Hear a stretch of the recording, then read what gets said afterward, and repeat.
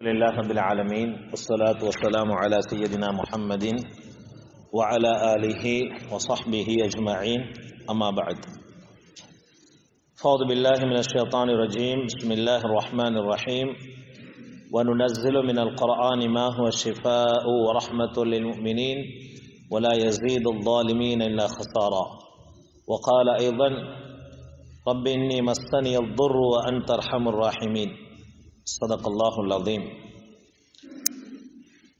وقال نبينا محمد صلى الله عليه وسلم داءوا مرضاكم بالصدقة أو كما قال عليه الصلاة والسلام. அன்புக்குரிய சகோதரர்களே, அல்லாஹ்வின் நல்லடியார்களே, இந்த வாரத்துடைய தர்பியா வகுப்பில் நாங்கள் பார்க்க போகிற பாடம், நோய் என்பது சாபம் அல்ல. நோய் என்றது என்னதல்ல, அது ஒரு சாபம் அல்ல. நோய் என்றது ஒரு வகையில் ரஹ்மத். பாருங்க, சபையில் நாங்கள் ஒரு 40 பேர் இருந்தால் அதில் கிட்டத்தட்ட 30 பேர் நோயாளியாக தான் நிற்கிறோம் இல்லையா? வீட்டில் ஒரு 5 பேர் இருந்தால் 4 பேர் மருந்து குடிக்கிறார்கள்.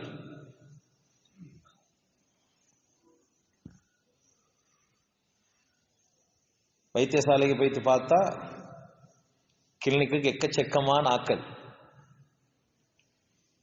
அப்ப முதலாவது கேள்வி, ஹலில் மரது இகாபு மினல்லா அம் இப்திலா, நோய் என்றது அல்லாஹ்விடத்திலிருந்து வரக்கூடிய தண்டனையா அல்லது சோதனையா? இது முதலாவது. இதற்கு நாங்கள் என்ன செய்யணும்? பதில் தேடிக்கொள்ளணும். அல்லாஹ் ஒரு மனுஷனுக்கு நோயை 2 காரணங்களுக்காக வேண்டி கொடுக்கிறான். ஒன்று, அவருடைய பாவங்களை அல்லாஹ் மன்னிக்கிறதுக்கு நோயை கொடுக்கிறான். இன்னொன்று, அவருடைய அந்தஸ்த மறுமையில் அல்லாஹ் கூட்டி கொடுக்கிறது நோயை கொடுக்கிறான். நான் சும்மா இன்னைக்கு இந்த பாடத்தை பார்க்குற நேரம் யோசிச்சேன். முந்தி காலத்தில் நோயாளிகள் இல்லை, ஆக குறவு. ஹார்ட் அட்டாக்ல மூத்தா போறாக்கள் அந்த காலத்தில் ஆக குறவு. கேன்சர்ல மௌத்தா போன ஆக்கள் ஆக குறவு. ஆனால் இப்போ கேன்சர் என்றது, சுகர் என்றது, பிரஷர் என்றது, என்னமோ நோய்கள் இல்லையா, இவையெல்லாம் சாதாரணமாகியாச்சு தானே. நான் சும்மா நினைச்சேன், முந்தி காலத்தில் நோய் குறவு, அதே போல பாவங்களும் குறவு. நோய் குறவு, அதே போல பாவங்களும் என்ன இல்லை. பாவங்கள் என்றது அது நடக்கிறது அபூர்வம் என்ற மாதிரி ஒரு காலத்தில் இருந்துச்சு. இப்ப நோயும் கூட பாவங்களும் கூட. தொட்டா பாவம், பார்த்தா பாவம், பேசினா பாவம், நடந்தா பாவம், படுத்தாலும் பாவம். சும்மா நினைச்சேன், அது எப்படி என்றா, இந்த பாவங்கள் கூடிக்கிறதால அல்லாஹ் இப்படி நோயை கூட்டி எங்கட பாவங்களை மன்னிக்கிறதுக்கு இப்படி ஒரு சந்தர்ப்பமா ஆக்கி தந்திருப்பானோ? ஹதீஸுடைய அமைப்புல பார்த்தா பாவங்கள் அல்லாஹ் இந்த நோயை தாரது, ஒன்று பாவங்களை மன்னிக்க, இன்னொன்று என்ன, மறுமையில சொர்க்கத்துல மறுமையில அந்தஸ்த கூட்டுறதுக்கு. அப்ப நபிமார்களும் நோய்வாய்ப்பட்டு இருக்கிறாங்க. யக்கூப் அலைஹிஸ்ஸலாம் அவங்க நோய்வாய்ப்பட்டு இருக்கிறாங்க. அய்யூப் அலைஹிஸ்ஸலாம் அவங்க 10 வருஷத்துக்கு மேலால தொடர்ச்சியா நோய்வாய்ப்பட்டு இருக்கிறாங்க. ஹதரத் ரசூலுல்லாஹி ஸல்லல்லாஹு அலைஹி வஸல்லம் அவங்களோட கடைசி பகுதியில் நீண்ட நாள் நோயிலே மௌத்தா வைத்திருக்கிறார். சொல்ல நோயோட தான் மௌத்தா போனாங்க. அப்ப நோய் என்றது அல்லாஹ்வோட தண்டனை என்று யாரும் சொல்லவான. ரொம்ப கவலையான விஷயம். நேற்று ஹஸ்ரத் பேசிக்கொள்ள சொன்னாரு, இந்த பாதிக்கப்பட்ட மக்கள் எல்லாம் அவங்கெல்லாம் சரியான பாவத்தாளிகளா மைசுட்டித்தானம் அல்லாஹ் அவங்கள அடிச்ச. இது தீர்மானம் எங்களுக்கு எடுக்கலாம். நாங்க யார் தீர்மானம் எடுக்க? ஒரு ஆளுக்கு நோய்வாய்ப்பட்டிருக்கண்டா அவர் உண்மையிலே பாவம் செய்யக்கூடிய ஒரு ஆளாக இருந்தாலும் எங்களுக்கு என்ன சொல்ல இயலாது. அல்லாஹ் அவன் செஞ்ச பாவத்துக்கு தான் கொடுத்தாங்கப்பா சொல்லவே இயலாது. அப்ப நோய் என்றது அது அல்லாஹ்வோட ரஹ்மத், இகாப் அல்ல, தண்டனை அல்ல. அய்யூப் அலைஹிஸ்ஸலாம் அவங்க பாவியா அல்லாஹ் பாதுகாக்க 10 வருஷத்துக்கு மேலா நோய்வாய்ப்பட்டிருந்தாங்களே. யக்கூப் அலைஹிஸ்ஸலாம் அழுது 2 பார்வைகளும் இழந்தாங்க. கடைசி காலத்துல கிடைச்சிச்சு. அப்ப அவங்க பாவம் செஞ்சாக்கலா? நவுது பில்லா மின்ஹா இல்ல. அப்ப முதலாவது விளங்கிக் கொள்ளணும், நோய் என்றது அல்லாஹ்வோட தண்டனையே இல்லை.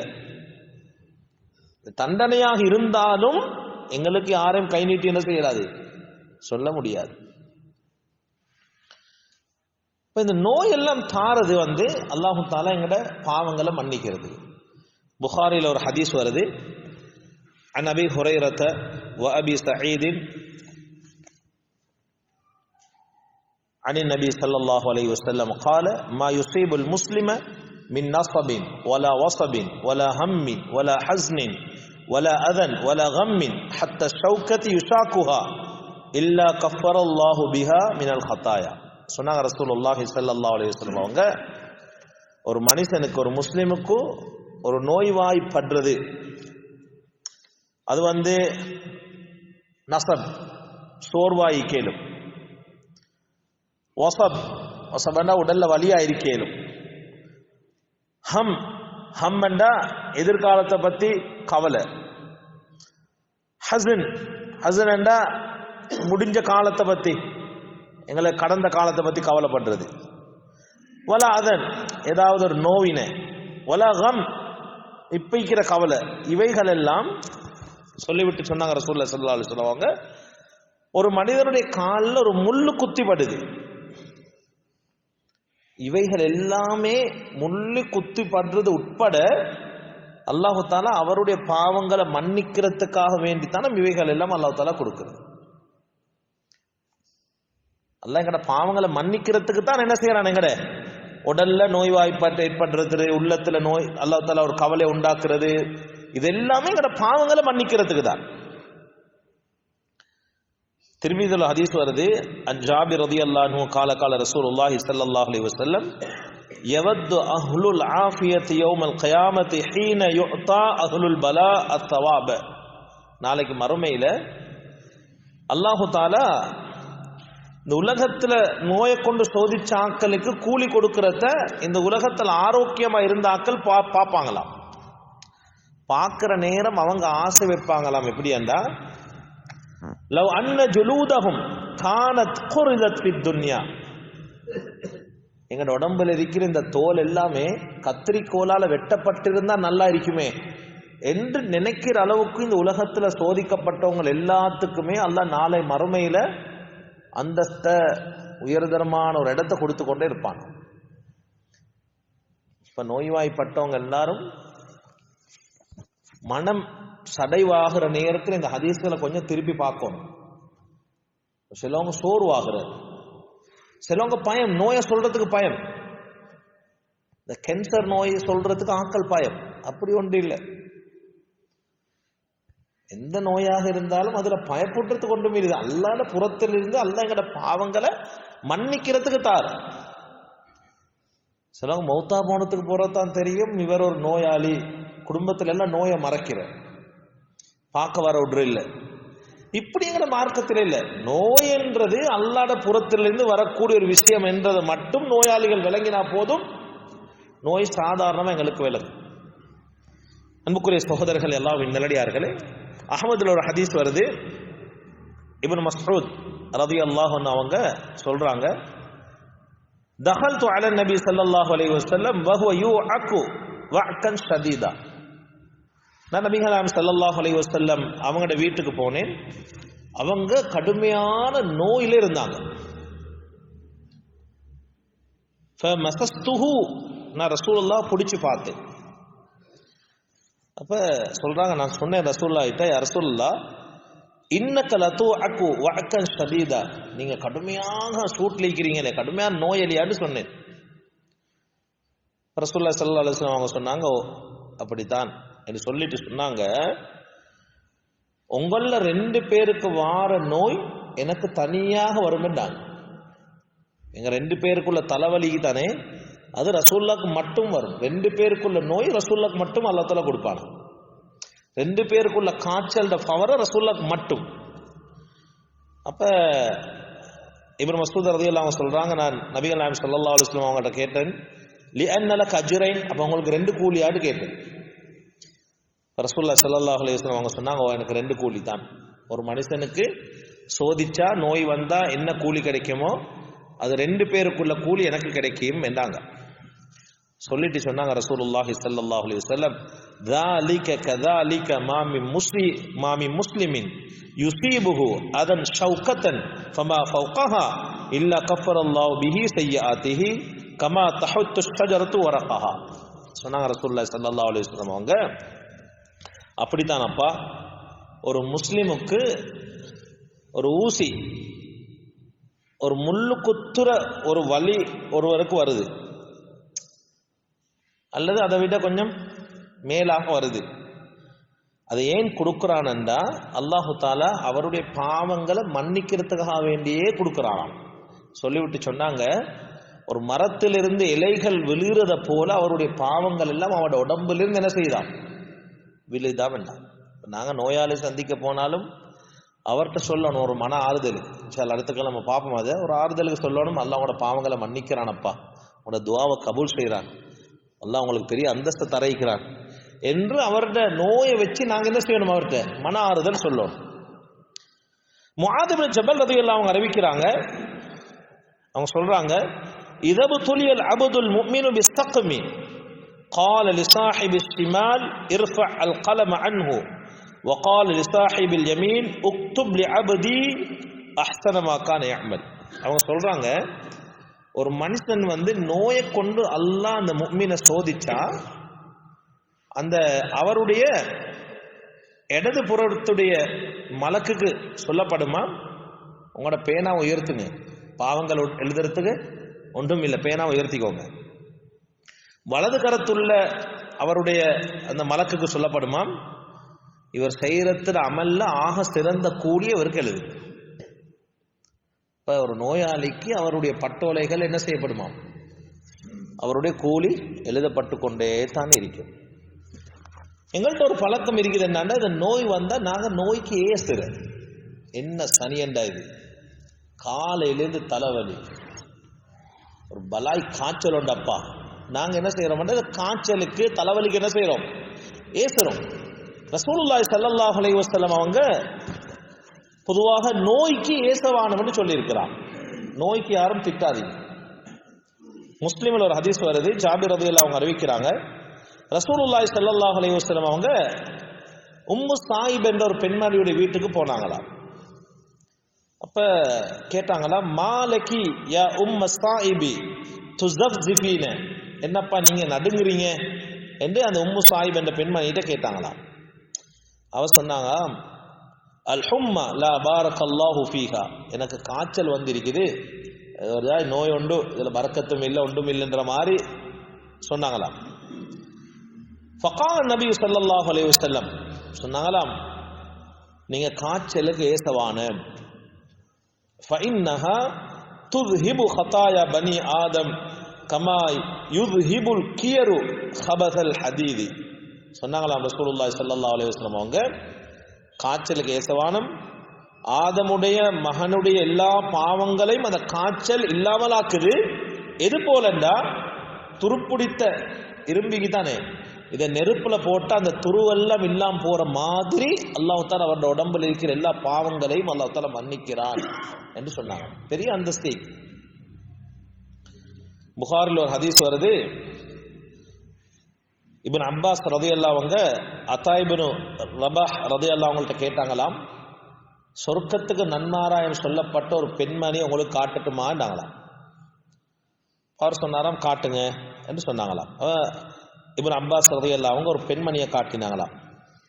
சொன்னாங்களாம், அந்த பெண்மணியை காட்டிட்டு அந்த பெண்மணி அத்தத்தின் நபி ஸல்லல்லாஹு அலைஹி வஸல்லம், நபி ஸல்லல்லாஹு அலைஹி வஸல்லம் அவங்கள்ட்ட ஃபகாலத் இன்னி உஸ்ரஉ வ இன்னி அத்தகஷஃபு, சொன்னாங்களாம், நான் இந்த எனக்கு ஃபிட் நோய் வருது, வலிப்பு நோய் வருது, நான் கீழே விழுந்தோடனே என் உடம்புல இருக்கிற ஆடையெல்லாம் என்ன செய்யுது, அப்படியே திறந்து போகுதுன்னாங்களாம்.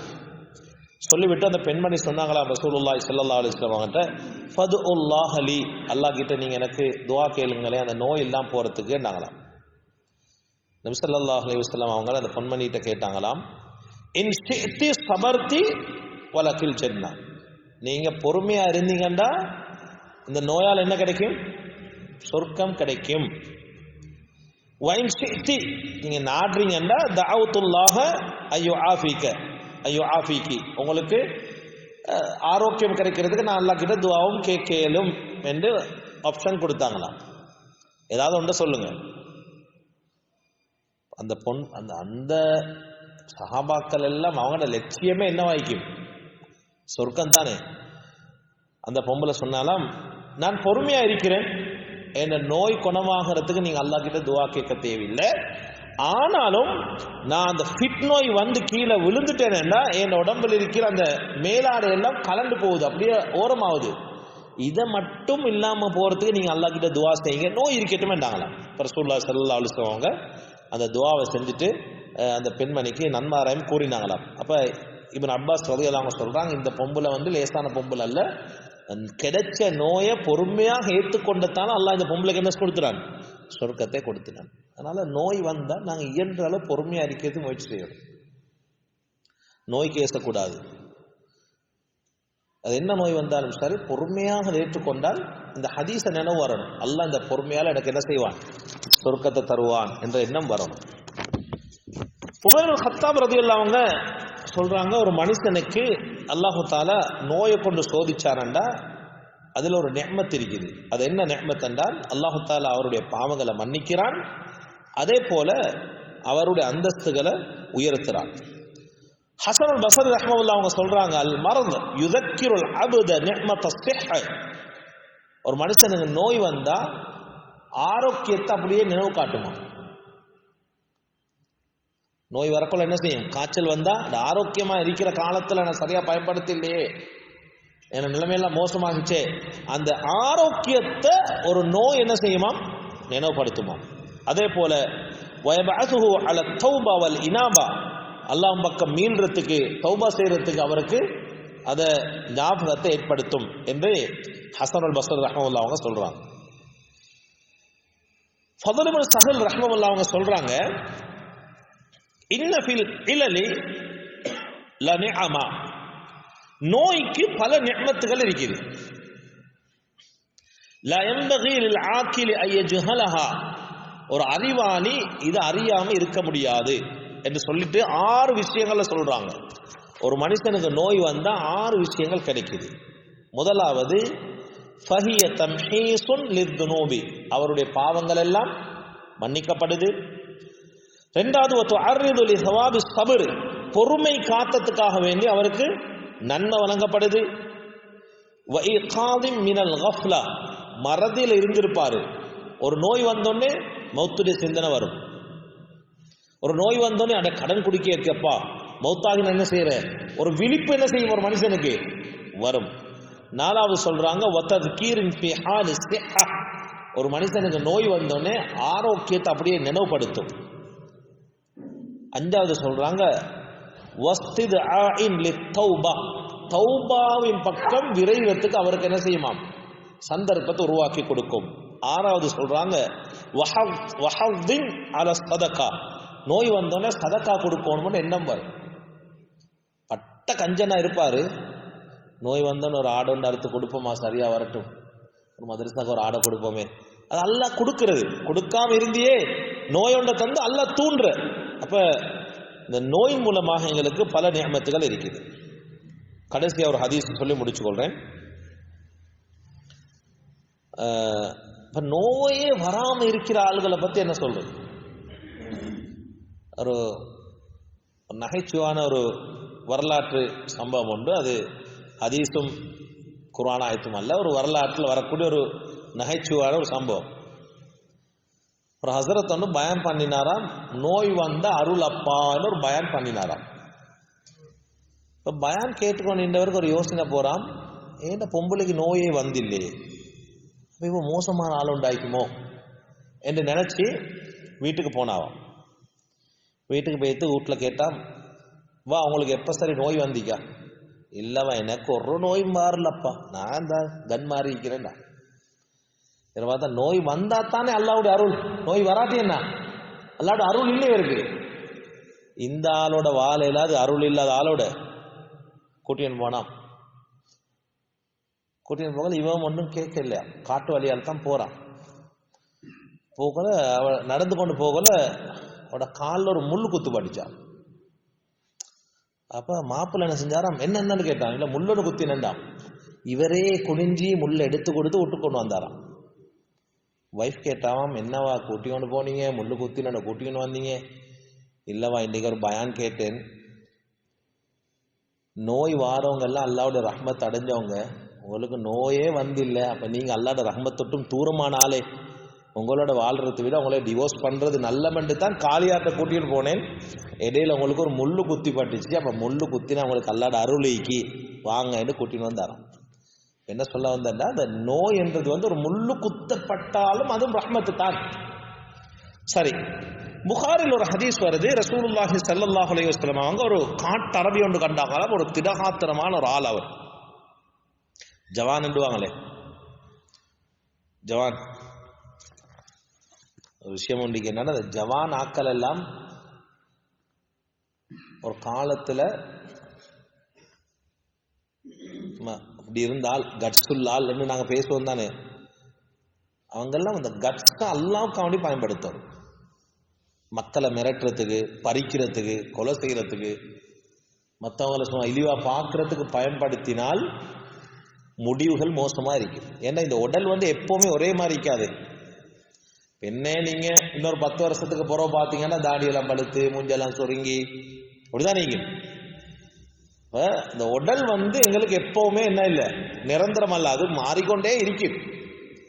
அதனால சக்தி உள்ளவங்க, தைரியம் உள்ளவங்க அதெல்லாம் நலவுக்கு பாவிக்கணும். சில பேர் ரசூலுல்லாஹி ஸல்லல்லாஹு அலைஹி வஸல்லம் அவங்க ஒரு காட்டரபி ஒன்று கண்டாங்களா, சும்மா ஜவானான ஆள். ஃபகால நபி ஸல்லல்லாஹு அலைஹி வஸல்லம் ஹல் அஹதுக உம்மு மில்தம், கேட்டாங்களாம், உங்களுக்கு உம்மு மில்தம் என்ற நோய் வந்திருக்கான்னு கேட்டாங்களாம். அவர் கேட்டாராம், மமா உம்மு மில்தம், உம்மு மில்தம் என்ற என்னன்னு கேட்டாங்களாம். அவர் ரசூலுல்லாஹி ஸல்லல்லாஹு அலைஹி வஸல்லம் சொன்னாங்களா, ஹர்ரும் பைனல் ஜல்தி வல் லஹ்மி, அது தோலுக்கும் சதைக்கும் மத்தியில் வரக்கூடிய ஒரு வருத்தம், காய்ச்சல். காய்ச்சல்ல பல விதம் இருக்கு, அதுல ஒன்றுதான் காயாது, ஆனா மேல் கையில என்ன ஆயிக்கும், ஆன வருத்தமா ஆயிக்கும். அவர் சொன்னாராம், இல்லை எனக்கு அப்படி ஒரு நோய் வந்தில்லைன்னாங்களாம். திரும்ப ரசூலுல்லாஹி ஸல்லல்லாஹு அலைஹி வஸல்லம் அவங்க கேட்டாங்களாம், ஒரு நோய் ஒன்று கேட்டாங்களாம். அவர் கேட்டாலும் அப்படி என்ன சுதாக என்று கேட்டாங்களாம். சுதாகண்டா என்னன்னு கேட்டாங்களாம். இப்போ ரசூலுல்லாஹி ஸல்லல்லாஹு அலைஹி வஸல்லம் அவங்க சொன்னாங்களாம், இந்த தலைவலி, இந்த நெத்தியில வரக்கூடிய ஒரு சும்மா ஒரு ஈத்தம் கூர்மாறி போமிய வலி ஒன்று நெத்தி ஒன்றுக்கு ஒரு தலைவலி என்றாங்களாம்.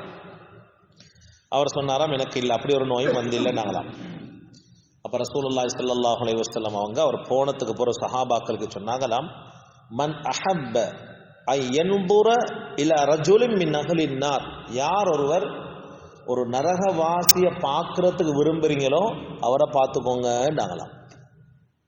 புகாரில் வரக்கூடிய ஹதீஸ். அப்படின்னா நோயே வராத மனுஷன் அல்லாஹ்வுடைய ரஹ்மத்தை விட்டும் என்ன தூரமான ஆள் என்றுதான் இந்த ஹதீஸுடைய விஷயம். அப்ப இன்னைக்கு விளங்கப்படுத்தின பாடத்துல நோய் என்றது சாபம் அல்ல, நோய் என்றது அல்லாஹ்வுடைய ரஹ்மத். அல்லாஹ் நோயை தாரது ரெண்டே நோக்கத்துக்காக வேண்டி, ஒன்றே அவருடைய பாவங்களை மன்னிக்கிறதுக்கு, ரெண்டாவது என்ன சபையில சொல்லுங்களேன், அவருடைய அந்தஸ்துகளை கூட்டுறதுக்கு. நோய் வந்த 2 விஷயங்களை நாங்க கடைபிடிக்கணும். முதலாவது என்ன,